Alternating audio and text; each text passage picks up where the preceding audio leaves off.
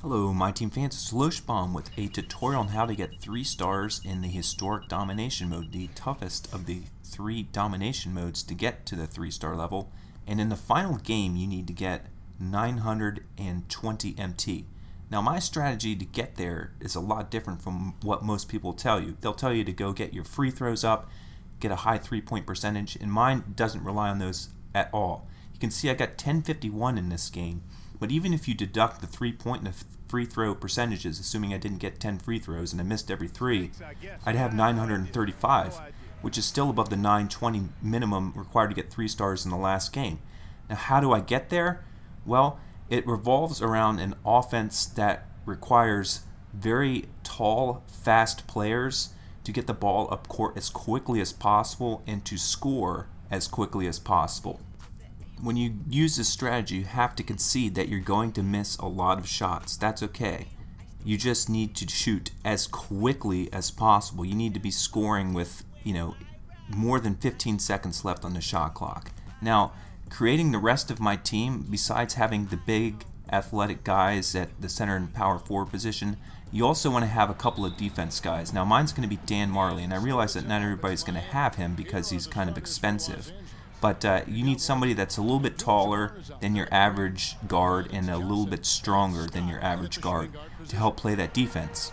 Now, what most people think when you play this mode is that you just need to score. You need to win. Like, you need to actually score more points and win the game. And then, hopefully, you'll be able to get enough MT to get those 3 stars. But that, in my opinion, is a flawed strategy. Your strategy should be to get as much MT as possible and then worry about the outcome of the game afterwards. And you'll see if you actually use this strategy, you're not going to worry about the score of the game at all. You're going to smoke your opponent. Now, this is one of the more difficult of the of the historic teams. This is one of the Lakers teams with Kareem and Magic.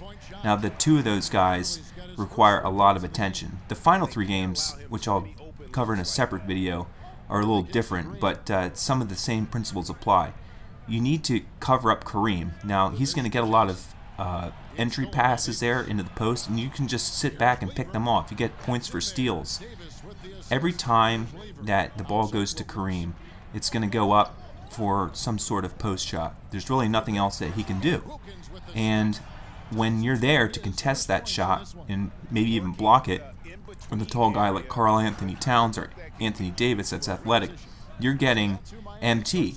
For a good contest shot, you're going to get 2 points. For a block, you're going to get 8 points. For a rebound, you're going to get 6 points. Well, you can get all 3 of those in one possession. You can get the block, the contested shot, and a rebound, totaling 16 points. You can't really do that on the offensive side of the ball. A lot of people that are recommending strategies how to get 3 stars in domination have a idea that if you double team everybody, things are just going to work out.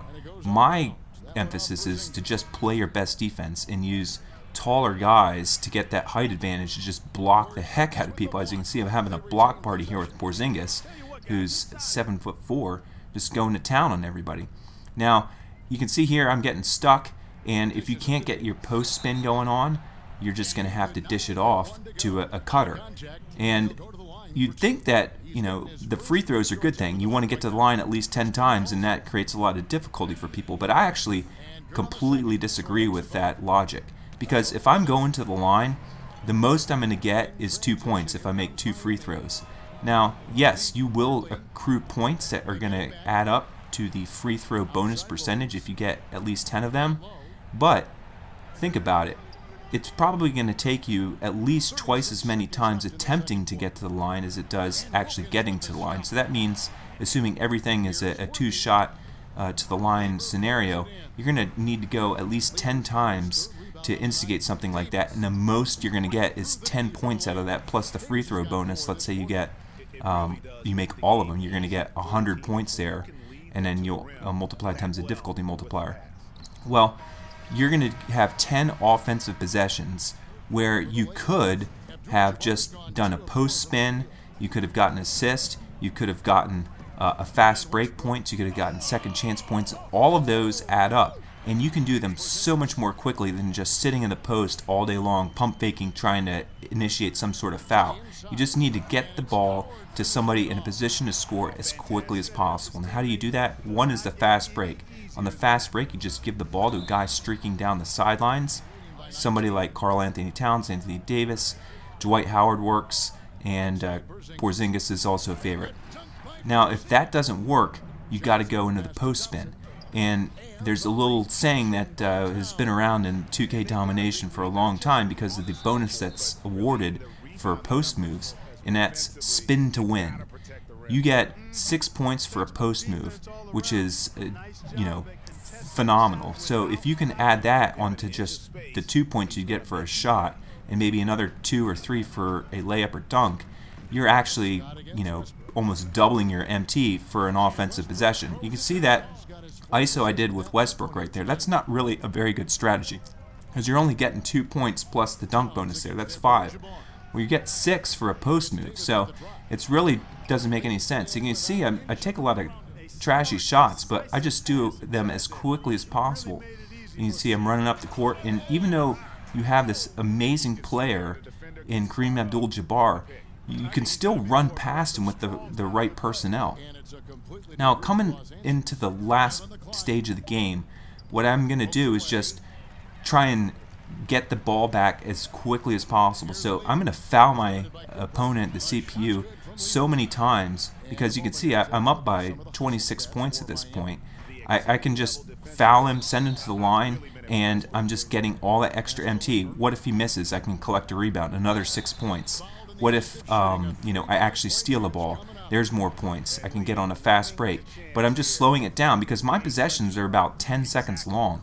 And if there's a minute left in the game and I can just keep sending my opponent to the line, that means I'm going to be able to get probably another 4 or 5 possessions. So right now, when you know at the end of the game in the last quarter that you've won, you just want to continue to focus on getting MT. And this doesn't have to be exclusive to the fourth quarter. You can do it at the end of the third quarter, the end of the half, and just foul to get as many possessions as you can. In fact, the last minute for me of this game is longer than the usual quarter. I don't know about you, but my time is important to me, and that's why I really enjoy getting these 3 stars on the first go-round. So to summarize how I execute my method, it starts off with playing my best defense. I want to get as many points on the defensive end as I can, but I don't do it by gambling.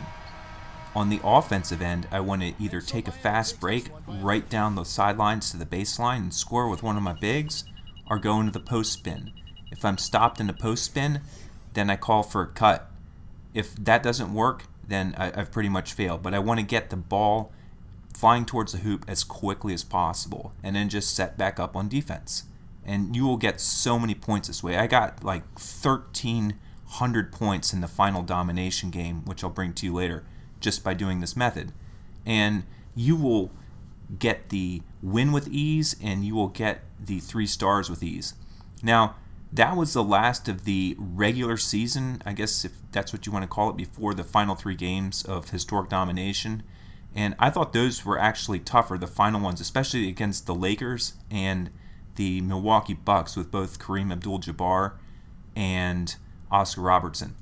When you're going up against somebody that's completely dominant like that, you have to develop a strategy to stop them. And that's why I recommended having the big, strong defender, which for me is Dan Marley. And I would just match him up against Magic Johnson or Oscar Robertson in that case. Now, even though Marley's not a point guard, you can see with my offensive strategy, I don't even need a point guard. Like I just have a guy out there. So when you put together your lineup, you're going to want people that can score in the paint. So you're looking for things like driving layup, driving dunk, contact dunk, as well as their tendencies, because the tendencies mean a lot, just as much as the regular rating. So be sure to check those out as well. I love Neek because he comes with posterizer and he's got 99s across the board on all the driving layup and dunk tendencies. But the height matters as well, and that's why I'm a big proponent of Karl Anthony Towns, Anthony Davis. Now, both those cards are going to run a little bit north of 10,000 a piece, MT. But think of the time investment you're making. when you execute this strategy, you're not going to have to repeat games. I never repeated a game other than an early Lakers game before I was using the strategy. I was sitting in there in the paint, just pump faking all game long, and it was meaningless. And that's why I developed just this run and gun strategy. Now, the final 3 games you might think are so much harder because the players are so much more difficult. You got LeBron and MJ and Magic and Kareem and all those guys at Bird on the court at the same time. But you're going to have better players too because you're going to get all these rewards from finishing the 30th game of Historic Domination. So for the final 3 games of Domination, you're going to have better players. Now, you get Bob Love and Spencer Haywood for completing this mode and matching up all the historic jerseys, which are going to give you Penny Hardaway and Bill Russell and a couple of other players. That Penny Hardaway is good too because he can play great defense and he's good on the break. That Spencer Haywood is good on the break. He comes with all the right badges, posterizer, relentless finisher. He's fast. He has that post spin gold badge, and then to top it all off, you can combine the two and you get JoJo White, which is a reliable point guard who can shoot the 3 and also dunk on the drive, which is nice. And then he has Dimer. So if you haven't had a guy in your lineup with Dimer, JoJo is definitely a big help. So it only gets easier once you beat your 30th domination game, despite the fact the competition gets harder. And then I'll tell you one last secret.